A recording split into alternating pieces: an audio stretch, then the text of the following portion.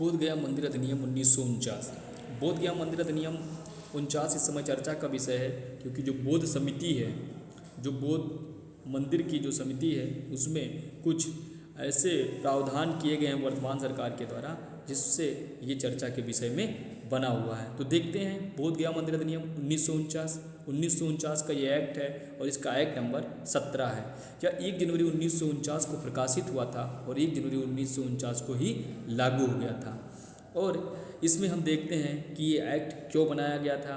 तो इस एक्ट की उद्देश्य से हमें ज्ञात होगा कि ये एक्ट क्यों बनाया गया था।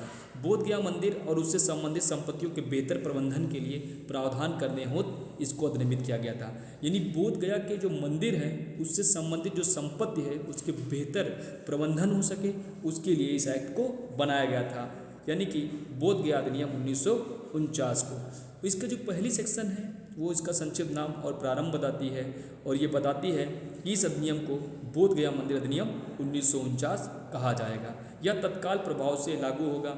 जब इसकी दूसरी सेक्शन को हम देखते हैं परिभाषा खंड को, और परिभाषा खंड में जो पहली परिभाषा दी गई है मंदिर का, 2A में हम देखते हैं मंदिर का। तो मंदिर का तात्पर्य बताया गया है कि जिले के बोध गया गांव के निकट महाबोधि वृक्ष के किनारे निर्मित विशाल मंदिर से और उससे महाबोधि वृक्ष और प्रयोजन भी शामिल है।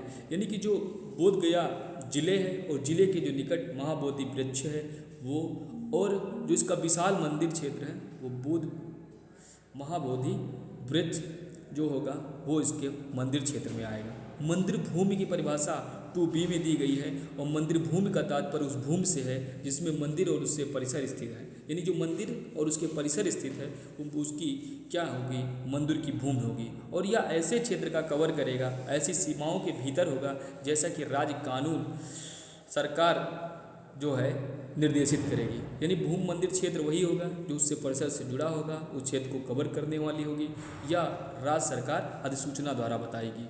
महंत फिर यहाँ पे परिभाषित किया गया है 2C में। महंत का तात्पर्य बोध गया स्थित शिव मठ के तत्कालीन पीठासीन पुजारी से है। यानी शिव मठ के जो तत्कालीन पीठासीन अधिकारी हैं उनसे यहाँ पर महंत शब्द को डिफाइन किया गया। फिर समिति से तात्पर्य क्या है उसको 2D में परिभाषित किया गया। समिति से तात्पर्य धारा 3 के अंतर्गत गठित समिति से है। यानी कि जो इसके अंतर्गत समिति जो गठित की जाएगी वो धारा 3 के अंतर्गत गठित समिति को बताया गया है। फिर हम देखते हैं कि बात की जा रही है समिति का गठन। धारा 3 इंपॉर्टेंट है इसकी, और उसको देखते हैं क्योंकि विवाद इसी बिंदु पे बना हुआ है। तो समिति का गठन कैसे होगा इस अधिनियम में बताया गया है कि इस अधिनियम के प्रारंभ के पश्चात यथाशीघ्र राज्य सरकार इसमें इसके पश्चात उबंधित अनुसार एक समिति गठित करेगी तथा उसे मंदिर की भूमि तथा उससे संबंधित संपत्तियों का प्रबंध तथा नियंत्रण कराया जाए। यानी कि जो मंदिर से के लिए एक समिति गठित किया जाएगा और वो मंदिर की भूमि और उसकी संपत्तियों का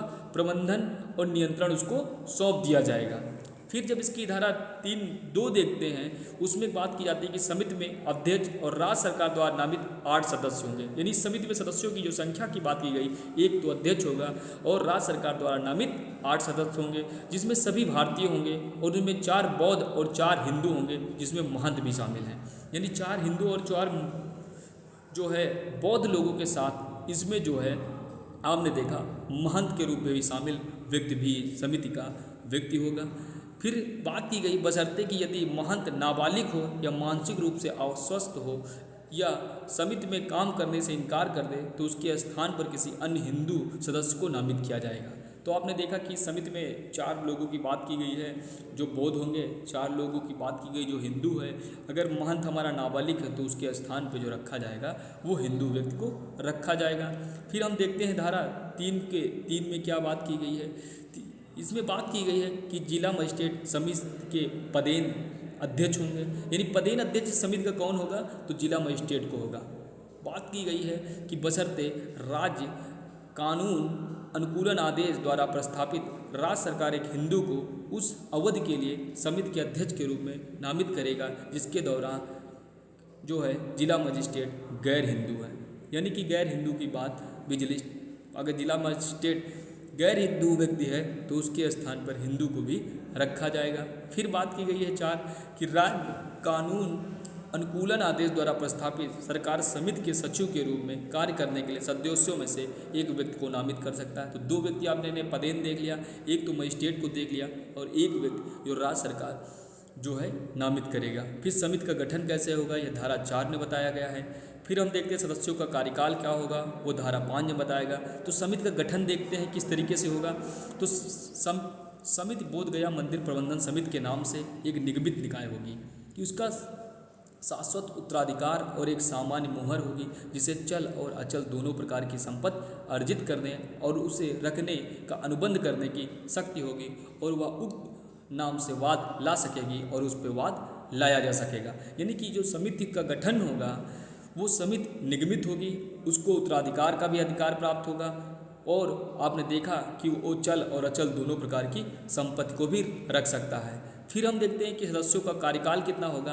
तो समिति के सदस्यों का कार्यकाल 3 वर्ष का होगा। सदस्यों का जो कार्यकाल है आप मोटा मोटा जान लें कि 3 वर्ष का होगा। फिर अगली बात की गई है कि अध्यक्ष एवं सदस्यों के नामों का प्रकाशन। तो बताया गया कि मजिस्ट्रेट के अलावा अध्यक्ष का नाम और समिति के प्रत्येक सदस्य का नाम राज्य सरकार द्वारा राजपत्र में प्रकाशित किया जाएगा। यानी कि प्रकाशन होगा, जो सदस्य जो अध्यक्ष चुने जाएंगे उनका, ये बात धारा 6 में की गई। धारा 7 में बात की गई है समिति का कार्यकाल एवं बैठकें, यानी समिति क्या कार्य करेगी और कैसे वो बैठकें करेगी, इसके बारे में धारा 7 में प्रावधान किया गया। समिति अपना कार्यकाल बोधगया में बनाए रखेगी। कार्यकाल कहाँ बनाएगा, बोधगया में बनाए रखेगी। 7(2) में कहा गया कि समिति की बैठक में अध्यक्ष या उसकी अनुपस्थिति में बैठक में निर्वाचित सदस्यों में से एक अध्यक्षता करेगा। यानी या तो अध्यक्ष होगा तो वो अध्यक्षता करेगा या उनमें से निर्वाचित व्यक्ति ही अध्यक्षता करेगा, ये बात बता रही है। फिर कहता है किसी भी बैठक में तब तक कोई कार्य नहीं किया जाएगा जब तक कम से कम 4 सदस्य ना हो। यानी मिनिमम जब ये समिति काम करेगी, बैठक करेगी, तो उसमें मिनिमम सदस्यों की संख्या जो बात की गई है वो 4 होनी चाहिए।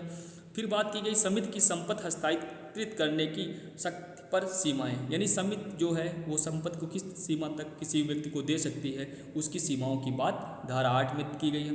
देखते हैं 8(1) में क्या कहा गया कि मंदिर से संबंधित अविनाशी प्रकृति की कोई चल संपत्ति समिति की पूर्व मंजूरी के बिना, और यदि संपत्ति का मूल्य 1000 रुपये से अधिक है तो राज्य सरकार की पूर्व मंजूरी के बिना हस्तांतरित किसी को नहीं दी जाएगी। ये बात आपने देख ली।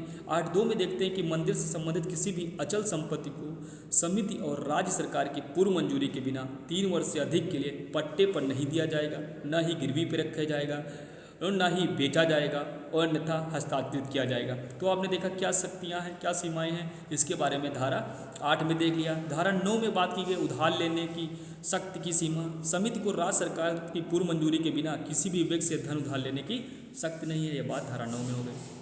धारा 10 समिति के कर्तव्य की बात करती है कि समिति का कर्तव्य इस अधिनियम या इसके अधीन बनाए गए किसी नियम के उपबंधों के अधीन रहते हुए समिति का वह कर्तव्य होगा कि क्या कर्तव्य होगा कि मंदिर का रखरखाव और मरम्मत करेगा, मंदिर की भूमि में सुधार करेगा, तीर्थयात्रियों के कल्याण की सुरक्षा करेगा और मंदिर में विधिवत पूजा अर्चना और मंदिर की भूमि का पिंडदान करेगा। फिर हम देखते हैं कि 10(2) में क्या बताएगा कि मंदिर या उसके किसी भाग या उसमें किसी प्रतिमा के अपमान को रोकेगा, मंदिर में चढ़ाए गए चढ़ावे की प्राप्ति और निपटान के लिए व्यवस्था करना, मंदिर या मंदिर की भूमि से संबंधित लेखा विवरणों और अन्य दस्तावेजों को सुरक्षित अभिरक्षा के लिए और मंदिर से संबंधित संपत्ति के संरक्षण के लिए व्यवस्था करने की बात की गई।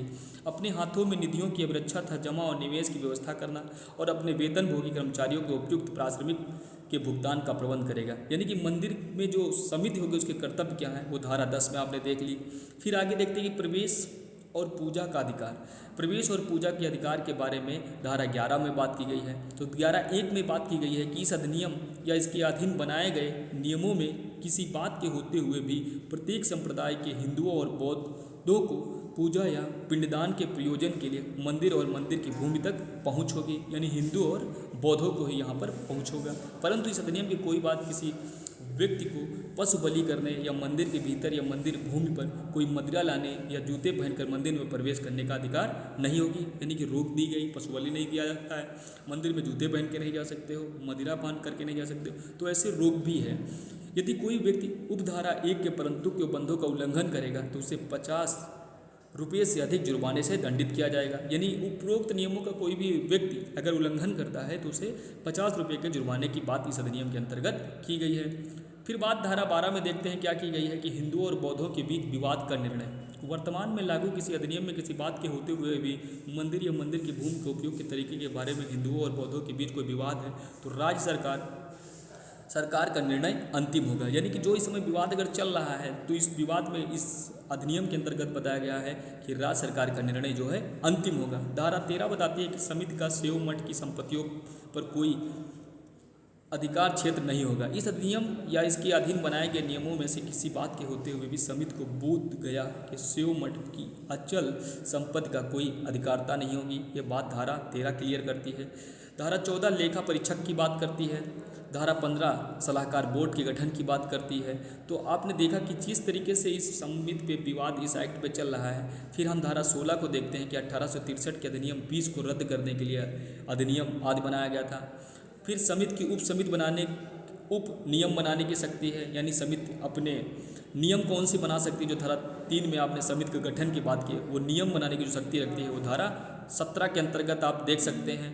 फिर आप देखते हैं कि ये नियम की बात हो गई और राज्य सरकार को नियम बनाने की जो शक्ति है वो धारा 18 में हो गई। तो इस तरीके से आपने पूरे एक्ट को देखा और आपको समझ में आ रहा होगा कि इसमें जो व्यक्तियों की नियुक्ति किस प्रकार से होगी और आपने देखा कि किस तरीके की समिति होगी और उसमें कौन कौन से सदस्य किस प्रकार से चुने गए। तो ओवरऑल मैंने कोशिश की कि आपको इस विवाद से जुड़ी जो समस्या आ रही उसके बारे में आपको लीगल जानकारी दिया जाए। आप सभी ने हमारे चैनल को सब्सक्राइब करिए। आप सभी ने हमें इस बहुत धैर्यपूर्वक सुना इस एक्ट के बारे में और ऐसी जानकारियों के लिए आप हमें कमेंट बॉक्स में करिए और वर्तमान जो भी समस्या होगी उसके बारे में जानकारी दीजिएगा। तो धन्यवाद, बाय बाय।